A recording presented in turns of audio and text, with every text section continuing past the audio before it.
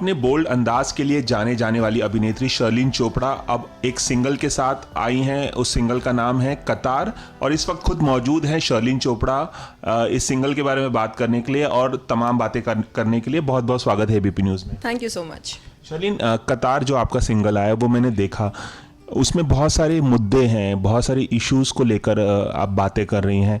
हम चाहेंगे हमारे दर्शकों को आप खुद बताएं कि वो कतार जो वीडियो आपने बनाया है उसमें क्या कुछ कहने की आप कोशिश कर रही हैं, क्या बताना चाहती हैं? जी, कतार में मैंने आवाज़ उठाई है ऑनलाइन ट्रोलिंग के ख़िलाफ़, बुलिंग के ख़िलाफ़, स्लट शेमिंग के ख़िलाफ़, बॉडी शेमिंग के ख़िलाफ़ एंड उन तमाम एंटी सोशल एलिमेंट्स के ख़िलाफ़ जो ये मानते हैं कि उनका पूरा हक बनता है कि वो महिलाओं को ज़लील करें, उनको नीचा दिखाएं और सोशल मीडिया प्लेटफॉर्म्स पर उनको अलग अलग लेबल्स दें। सो कतार is a firm unequivocal stand against all kinds of shaming. अक्सर मैं जब कोई हॉट वीडियो या तस्वीर अपलोड करती हूँ अपने सोशल मीडिया प्लेटफॉर्म्स पर, तो झट से ये जो ट्रोल्स होते हैं जिन्हें मैं कॉकरोचेस कहती हूँ, यहाँ वहाँ से निकल कर आकर बकना शुरू करते हैं। अच्छा मैडम, एक रात का क्या लोगी और कितना दोगी? एंड ये बातें सुनकर मैंने सोचा क्यों ना इन्हें रैप में यूज़ किया जाए। रैप में ये लाइंस हैं, करे सवाल कितना है लेती, फुल नाइट का क्या क्या है देती, अबे झंडू मंच नहीं है क्विज कॉन्टेस्ट का, पूछने से पहले औकात बना, औकात बना, औकात बना। तो कहने का मतलब ये है कि पहले आप औकात बनाएं, उसके बाद मेरी नज़रों में नज़रें डालकर ये सवाल करें और आपको ऐसा करारा जवाब मिलेगा कि आपका दिल बल्ले बल्ले करेगा। इंडस्ट्री में जब भी लड़कियां आती हैं काम मांगने के लिए और खासकर उन लड़कियों को इस तरह के प्रपोजिशन किए जाते हैं जो बोल्ड रोल्स करती हैं, कास्टिंग को लेकर तमाम चीज़ें होती है, डायरेक्टर प्रोड्यूसर मिलने के लिए बुलाते हैं, अकेले में मिलने के लिए बुलाते हैं। ऐसा कुछ अनुभव आपके साथ हुआ है कि डायरेक्टर ने कॉम्प्रोमाइज़ या प्रोड्यूसर ने कॉम्प्रोमाइज़ करने के लिए आपको कहा हो काम के बदले में? जी बिल्कुल। इस इंडस्ट्री में अगर आपके ताल्लुकात इंडस्ट्री वालों से ना हो, चाहे आप हॉट हो या ना हो, चाहे आप बोल्ड सिनेमा करना पसंद करते हो या नहीं, ये मैटर नहीं करता है। अगर आप आउटसाइडर हैं, अगर आपके ताल्लुकात नहीं हैं इंडस्ट्री वालों से, तो ये जो सो कॉल्ड फिल्म मेकर्स होते हैं वो आपको डिनर का प्रस्ताव देते हैं, वो न्योता भेजते हैं कि आइए डिनर कीजिए हमारे साथ। जब होटल के कमरे में अकेले में मिलने के लिए बुलाते हैं, ऑफिस में नहीं बुलाते। जी बिल्कुल।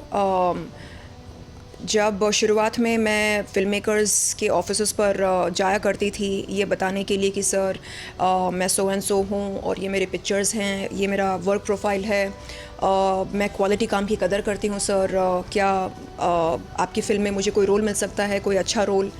तो ये बड़ी चालाकी से मुझको डिनर का प्रस्ताव देते थे, कहते थे कि आप में ना नमक नहीं है, आप में ना एक्स फैक्टर नहीं है।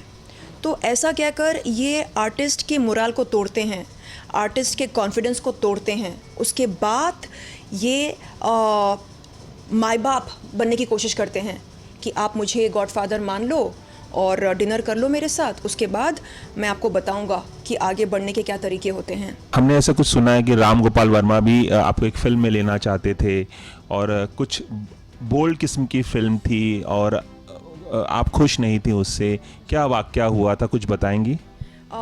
ये बात है 2016 की। मैंने राम गोपाल वर्मा को व्हाट्सएप पर एक मैसेज भेजा था। मैंने कहा कि sir I am so and so और ये मेरी तस्वीरें हैं, ये मेरा वर्क प्रोफाइल है, मैं आपके साथ काम करना चाहूँगी। मैंने आपकी कंपनी देखी, रंगीला देखी, सत्या देखी, आपकी बहुत बड़ी फ़ैन हूँ मैं। तो झट से उनका जवाब आया कि ये स्क्रिप्ट है जिस पर मैं काम कर रहा हूँ, आप ये पढ़कर मुझे अपना फ़ीडबैक दे दो। तो मैंने स्क्रिप्ट पढ़ा और पढ़ने के बाद मैंने उनसे पूछा कि सर इसमें कोई कहानी नहीं है, इसमें सिर्फ सेक्स सीन्स हैं, तो कहानी कहाँ पर है? उन्होंने कहा कि यही है सब कुछ। तो मैंने कहा कि सर ऐसे कैसे हो सकता है, आप मजाक कर रहे हैं मेरे साथ? नहीं नहीं, यही है मेरी कहानी। आई सेड अच्छा ये आप कहाँ रिलीज़ करेंगे, बॉलीवुड में, हॉलीवुड में या कहीं और? उन्होंने कहा कि वो किसी अडल्ट मार्केट में रिलीज़ करेंगे। तो आपके हिसाब से वो ब्लू फिल्म थी? सेक्स बेस्ड फिल्म थी वो। तो मैंने कहा सर मुझे क्या फ़ायदा होगा और आपको भी क्या फ़ायदा होगा ये फ़िल्म करके?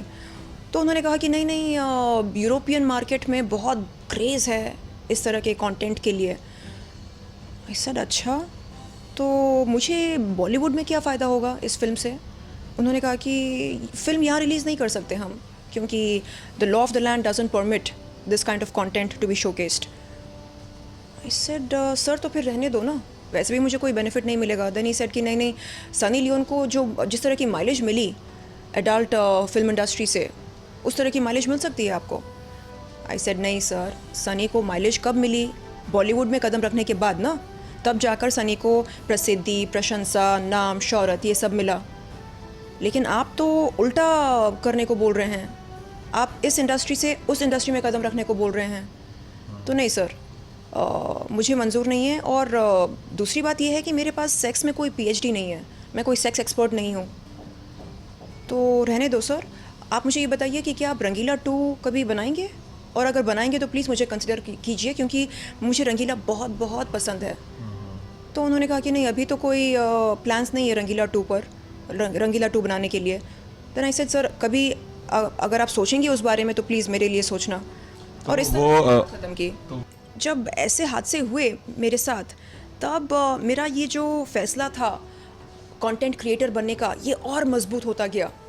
तब मुझे समझ में आया कि नहीं शर्लिन, अब अगर कोई तुम्हारा भला कर सकता है, अगर कोई तुम्हारी लाइफ को लिफ्ट करा सकता है, तो वो सिर्फ़ और सिर्फ तुम हो।